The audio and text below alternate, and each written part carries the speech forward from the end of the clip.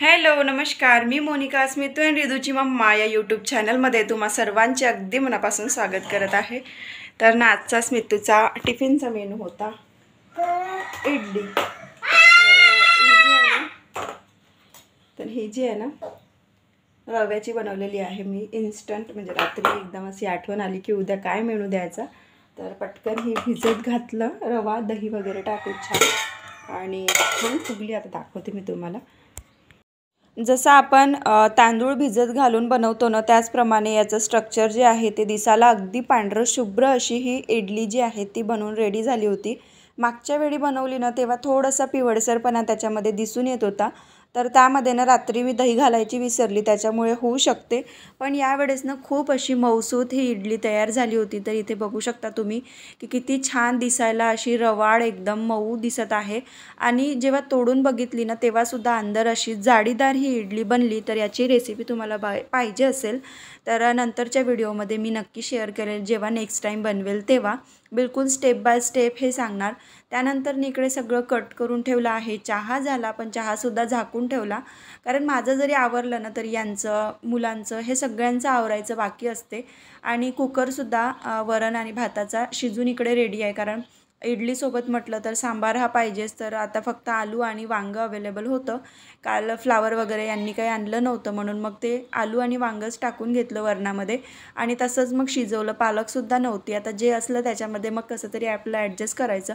तसं तर सोमवारचा दिवस होता, पण अदर भाजीपाला खूप आहे, म्हणजे दोडके झाले, मुंगण्याचे शेंगा, खूप सारा भाजीपाला आहे, म्हणून मग ते फुलकोबी आणि अजून जे काही असते याच्यामध्ये टाकायला आपल्याला पाहिजे त्या वस्तू काही होत्या नाही, शिमला मिरची वगैरे, म्हणून फक्त वांगे आणि आलू असं ॲड करून ते वरण जे आहे ते शिजवलं मी। आणि मग आता तडका देऊन देते, तोपर्यंत ना इकडे याची पण तयारी करत आहे चटणीची। तर चटणी जी आहे ते मी नेहमी शेंगदाणे, डाळिया आणि खोबरं जर असेल आपलं कोरडं किंवा ओलं ते मी याच्यामध्ये टाकत असते, आणि खूप छान अशी चवीलानं एकदम टेस्टी अशी ही चटणी बनवून रेडी होते।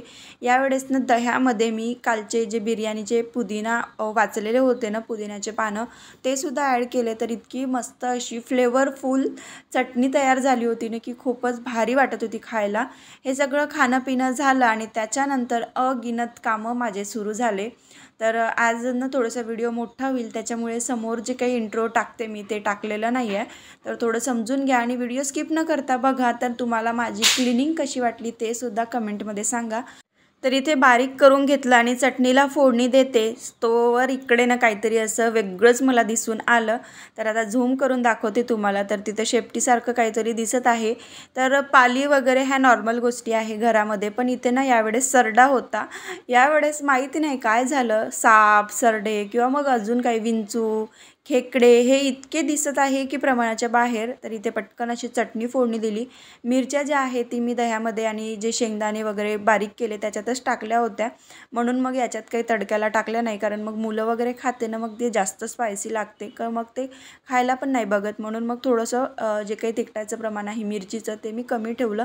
इकडे आपला सांबार रेडी झाला आणि चटणीला सुद्धा तडका देऊन झालेला होता। आणि इडल्या तर पहिलेच रेडी केल्या, कारण इडल्यांची प्रोसेस अशी असते की ती थंड झाल्यावरच छान अशी वेगळी निघून पडते। जर आपण गरम गरम काढायला गेलं तर ते तेवढं बऱ्यापैकी निघत नाही, म्हणजे अर्धा तरी ते भांड्याला चिकटून राहते, म्हणून ते पटकन करावं लागते। आज ना सगळे कामं जसेच्या तसे आहे, कारण हा जो प्रकार बनवायचा म्हटलं तर आपले कामं साईडला ठेवावं लागते आणि हे कामं पटकन करून घ्यावं लागते, कारण टिफिनला वेळ व्हायला नको, सोबतच वेळेत आपला जायला पण पाहिजे मुलगा। आणि मेन म्हणजे स्मितूची आज एक्झाम होती, 8 तारीख आहे आजची, आणि आजचा व्लॉग तुम्हाला आजच सायंकाळपर्यंत येईल। तर आज एक्झाम असल्यामुळे मी थोडीशी गडबड करत होती की थोडंसं 10 मिनटाच्या 15 मिनटाच्या आधी तो जाऊन पोचला की त्यालाही एक रिलॅक्स फील होते। नाही तर कसं असते मुलं जर असेंब्लीला उभे आहे आणि आपला जर मुलगा थोडासा लेट झाला मग त्याच्या डोक्यामध्ये तेच चक्र फिरते। आता ह्या गोष्टी आपण गेलो आहो, ह्या गोष्टी आपण फेस केल्या आहे, त्याच्यामुळे आपल्याला ना ह्या गोष्टी लवकर सुचून येते। मी एक वेळा लेट झाली होती तेव्हा मला माहिती आहे की लेट कमर्स काय असते, आणि मग त्याची पनिशमेंटचा परिणाम जो आहे तो आपल्या दिवसभर डोक्यातून काही जात नाही असं।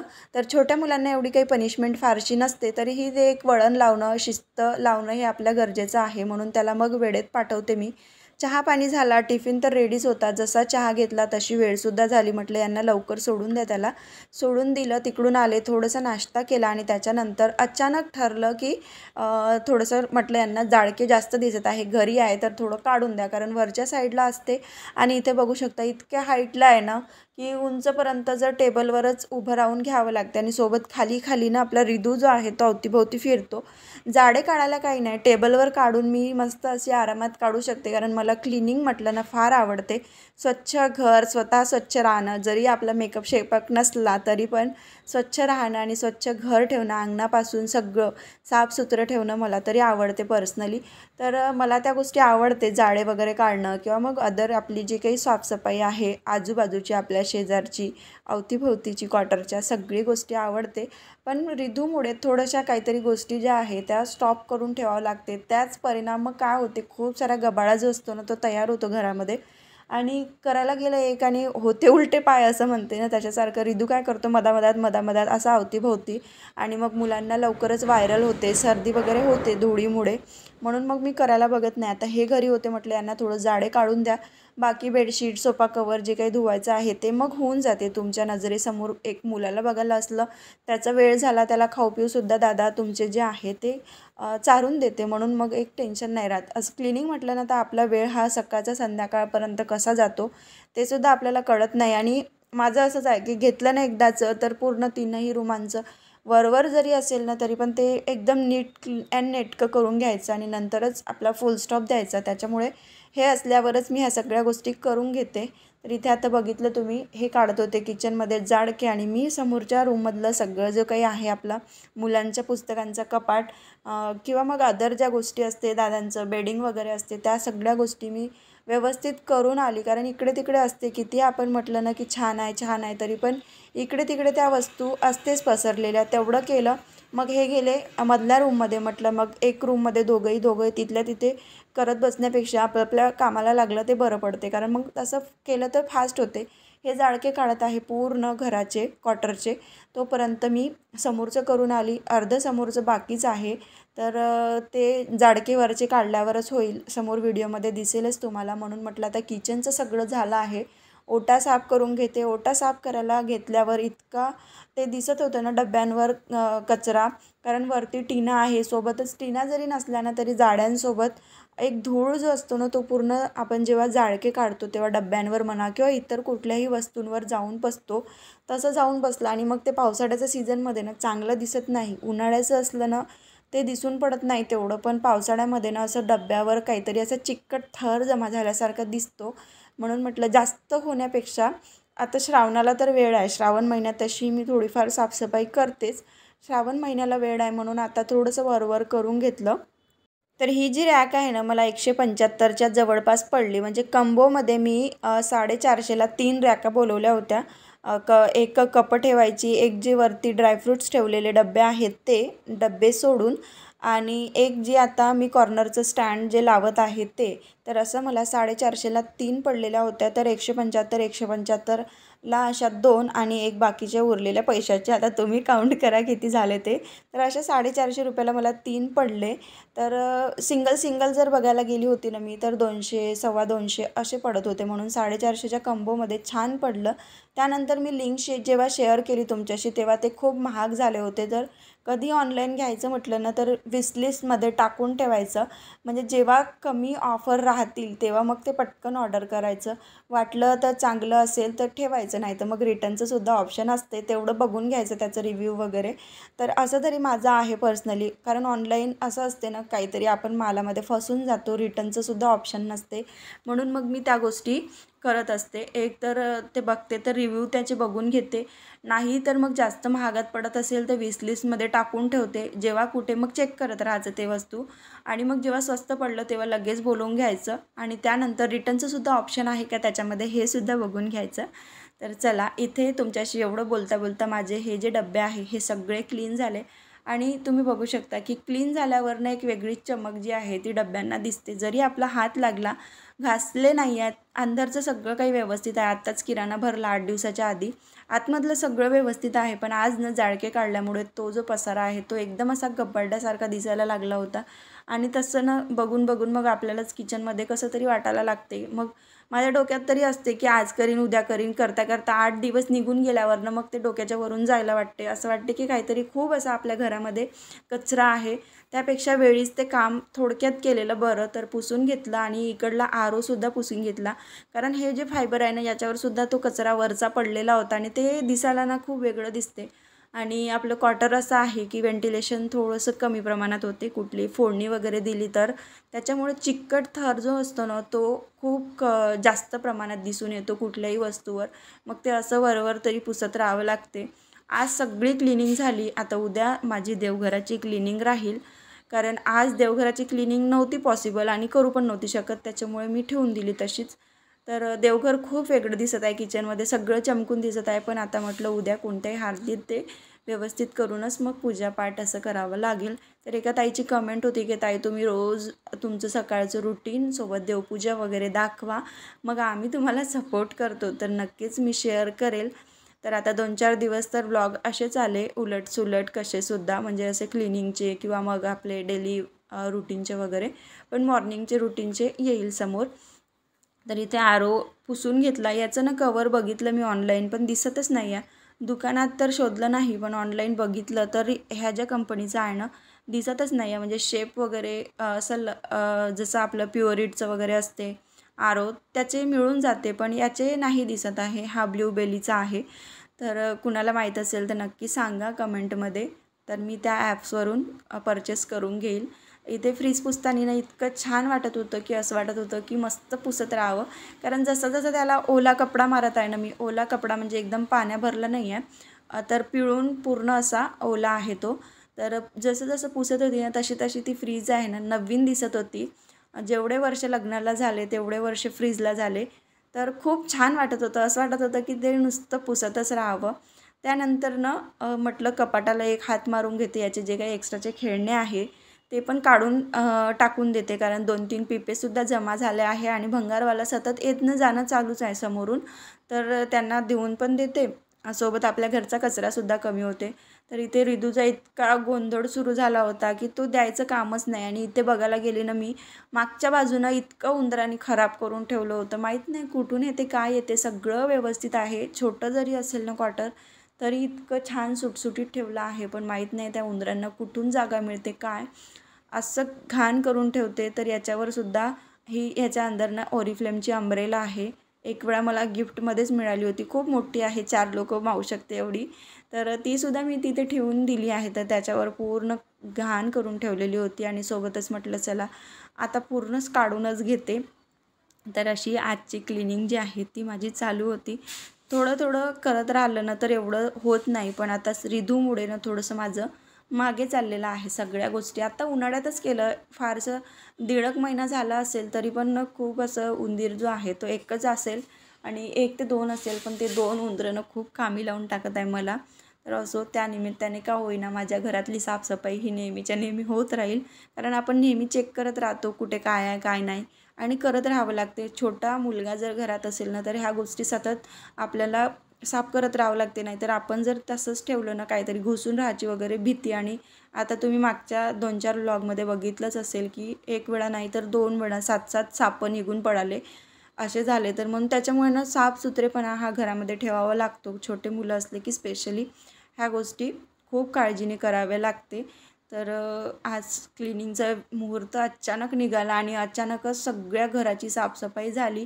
थोडक्यात शेअर केली, बरीचशी साफसफाई केली. 2-2.5 तास कंटिन्यू केली, पण खूप झाली. म्हणजे पूर्ण घरभरच साफसफाई झाल्यासारखी. तर नेक्स्ट व्लॉगमध्ये तुम्हाला दिसून येईल घर किती चमकत आहे ते. तसं तर राहते छानच, पण तरीही जेव्हा आपण हात लावतो ना आपल्या कुठल्याही वस्तूला, म्हणते ना ते म्हण आहे की हात फिरे तिथे लक्ष्मी बसे. तर तशासारखं आज छान घर असं चमकून गेलं. पण फक्त देवघर जे आहे ते राहिलं. देऊ हे घे ना नवीनवाली, ते जुने जुने काय करते घे. छान आहे ना पिल्लू, पिल्लू पिल्लू छान आहे ना पिल्लू. पिल्लू कसं फुगलं. हे दे सरळ मोबाईलच दे आता तू. दे बरं तुझा मोबाईल घेऊन पाहिजे तुम्ही पण करवायला असं येते. हे दे बरं. किती घोट झालाय. काढाच आहे त्याच्यातून झटका लागतो. ए बाबा बाबा बाबा कशाला आपटते रे देवा. बोलते का धुण्यावाले आता डोळा काय वेगळा चालते बनवून तू दाखवा. होय हे झाडू दाखवा मला. जेवढं मी पण नाही मागत तुला. अरे मी पडली गिडली म्हणजे पडली का पडली तर पडली. ब्लॉग मध्ये दिसेल तरी दाखवू नका मी पडली म्हणून. दाखवायचं.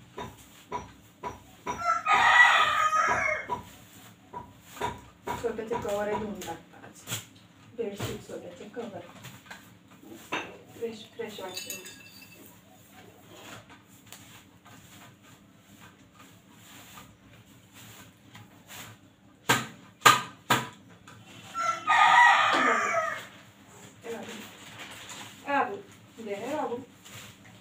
हे बघा आवडते.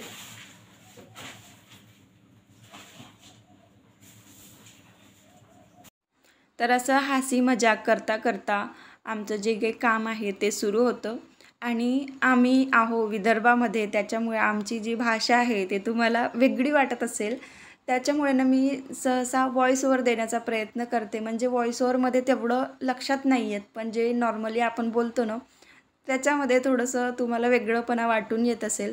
तरीही नक्कीच मी शेअर करेल, कारण बऱ्याचशा ताईंच्या कमेंट आल्या की ताई तुमचे जे बोलणं आहे ते छान वाटते, तुम्ही जे बोलता ते बरं वाटते, आमच्या कानाला ऐकूशा वाटते. अशा 2-4 ब्लॉगच्या आधी कमेंट आहे, तर नक्कीच मी शेअर करणार. तर इथे दोन्हीकडलं सगळं साफ झालं आणि आता मधातल्या रूमचं बाकीच आहे तरी. आणि ऊन आहे आज योगायोगाने, त्याच्यामुळे म्हटलं यांना गाद्यासुद्धा वाळत घालते. आता पावसाळ्याचं काय होते ना, उग्र वास येते गाद्यांचा म्हणा किंवा बेडशीटांचा, ब्लँकेटांचा. जास्त दिवस जर आपण त्याला हवा नाही दाखवली ना तर त्याचा आपोआप वास यायला लागतो असा उग्र, कारण वातावरण तसं असते, त्याचा परिणाम तो. उन्हाळ्यात बघा कितीही मुलांचं सूचं वगैरे असेल ना तर तिथल्या तिथे ते कोरडं पडते. पण आता जरी रिधूचं आहे, आता ओके आहे, तो सांगतो सू वगैरे लागली तर, पण तरीही जर वाळत नाही टाकलं ना तर असा घरामध्ये उग्र वास, दम्मट वास यायला लागतो वेगळाच. तर इथे ना आता सगळे काही क्लिनिंग जे आहे ती करून घेतली. एक प्रकारची ही डीपच क्लिनिंग झाली. जरी तिथल्या तिथे केलं असेल ना तरी पण डीपच झाली, सगळ्या वस्तूला हात लागला.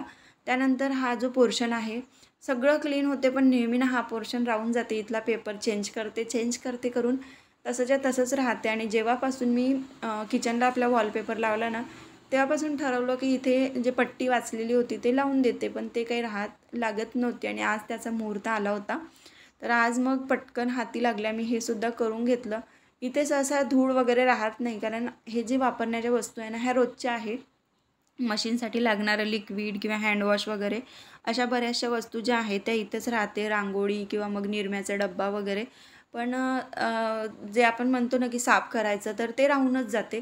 तर त्यामुळे आज तिथे हात लागला आणि पटापट मी साफसुद्धा करून घेतलं. इथलं झालं, किचनचं झालं, बाहेरच्या रूममधलं झालं. आता आपली रूम राहिली होती ही. ड्रेसिंगवर खूप धूळ याचा जमा होते की पावडरचा.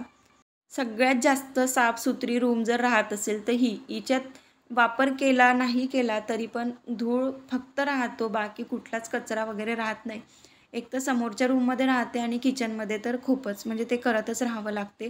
तर इथे ना पटापट मी काढून घेत आहे. आणि ना रोज रोज आपण एवढ्या सगळ्या वस्तू हलवून झाडू शकत नाही, हे तर साहजिकच आहे. कारण सोफा झालं, ड्रेसिंग झालं, कुठलाही दिवाण झालं, पलंग झाला, ह्या वस्तू जेवढा हात पुरते तेवढा आपण झाडत नेतो. आणि कोणत्यामध्ये दडलेलं जे काही धूळ असते तो मग महिन्यातून तरी अशा पद्धतीने करायला पाहिजे. माझ्याकडून राहून जाते. तुम्हाला व्लॉगमधून समजतच असेल की खूप क्वचित असे व्लॉग्स येतात तुम्हाला क्लिनिंगचे, पण मी करते. तर इथे ना सगळं काढून घेतलं आणि हलवून समोर थोडंसं त्याच्या खालचा जो काही धूळ वगैरे आहे, कचरा आहे साठलेला, तो पण झाडून घेत आहे. छान जाडके पण तयार होते मागच्या साईडला. तर हे सगळं स्वच्छ करून घेते आणि आपला जो हा व्लॉग आहे तो पण मी इथेच थांबवते. कसा वाटला तुम्हाला आजचा व्लॉग कमेंट करून नक्की सांगा. व्हिडिओ जर आवडला असेल तर व्हिडिओला लाईक करा, शेअर करा आणि चॅनलवर तुम्ही नवीन असाल तर नक्की सबस्क्राईब करा. तोपर्यंत सगळ्यांना बाय बाय.